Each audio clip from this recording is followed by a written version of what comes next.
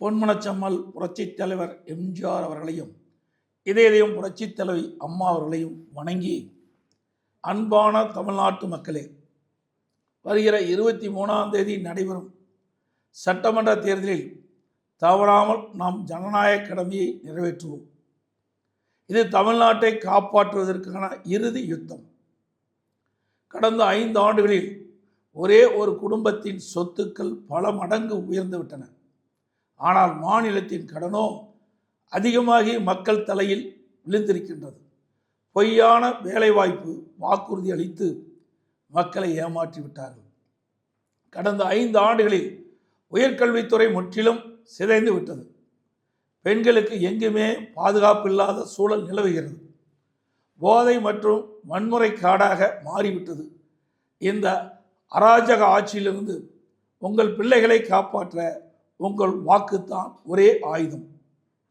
ஒரு குடும்பம் மற்றும் அராஜக ஆட்சிக்கு முற்றுப்புள்ளி வைத்து மக்கள் நலன் காக்கும் குற்றமற்ற சிறப்பான பாதுகாப்பான தமிழ்நாட்டை அனைத்து இந்திய அண்ணா திராவிட முன்னேற்றங்களால் மட்டும் தர முடியும்.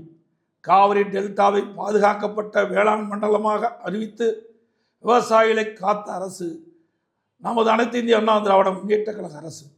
ஒரே ஆண்டில் 11 புதிய அரசு மருத்துவக் கல்லூரிகளை கொண்டு வந்து சரித்திரம் படைத்தோம் நம்முடைய அரசாங்கம்.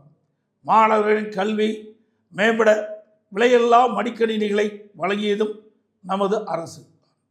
அம்மா உணவகம் மற்றும் அம்மா மினிக்கிளினிக் ஆகியவற்றை ஏழைகளுக்காக அமைத்து கொடுத்தோம். சிறப்பான நமது தேர்தல் அறிக்கை மூலம் வளமான ஒரு எதிர்காலத்தை தமிழகத்துக்கு வழங்க இருக்கின்றோம். அது மூலம் தமிழ்நாடு இன்னும் முன்னேற்ற பாதையில் செல்லும்.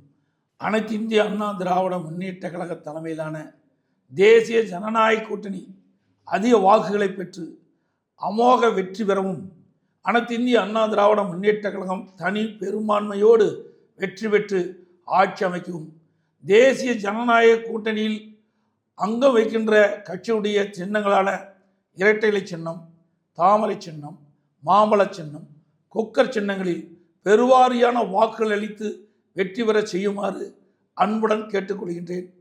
நன்றி, வணக்கம்.